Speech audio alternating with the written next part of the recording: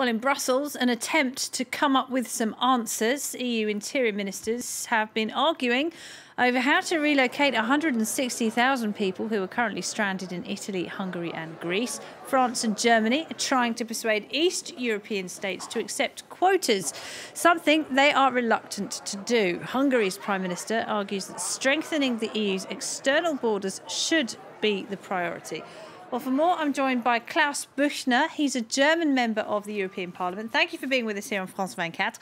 A bit of a U-turn from Germany over the past 24 hours. Merkel sent out the message that hundreds of thousands of migrants were welcome in Germany, and then the border was closed on Sunday night. What happened? Well, there were many refugees who were in a friendly way accepted, especially also by my hometown, which is München. And I'm happy about it. And now, apparently, our Chancellor thinks it's enough. In my opinion, we could accept more. I think there's much more space in Germany. I do not agree with this.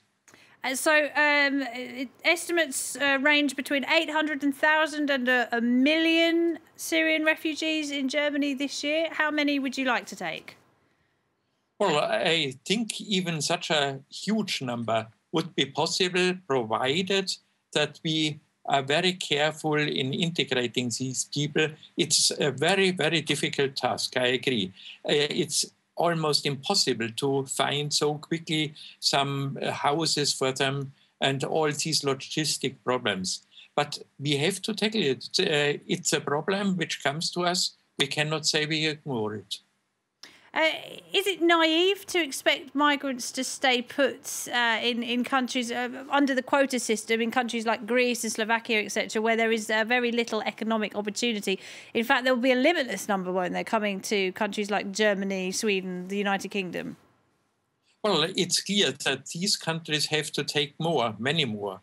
I doubt whether it's good to say Greece should not take any, but at least there should be a quota system that every country accepts refugees according to its possibility. Do you think the German government is reflecting the will of the German people at this stage? I mean, we saw very large turnouts for the Pegida movement, for example, and there is a burgeoning, growing, increasingly stronger far-right movement in Germany. Is there a risk that you're going to push people into the arms of the far-right? Well, what I have seen in the last time, these people are not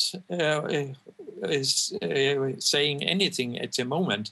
I think what you see in the streets, especially in my hometown, is that people are very happy to help the refugees, that there are lots of donations, that the population is really engaged in solving the solution in a way which is good for all persons and all parts. So you're not seeing any backlash against Germany welcoming such large numbers of refugees? For example, there was a small town where a school was supposed to be used as a refugee centre that was burned down by arsonists.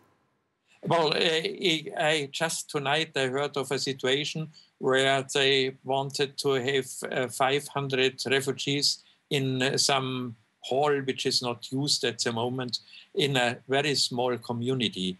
That such things cause problems is clear. But these problems are there to be solved. I mean, we have to make such things. We have to have decisions which are not very popular. Otherwise, it's impossible to welcome such a large number of people. It's not done automatically. I think one has to make some compromises.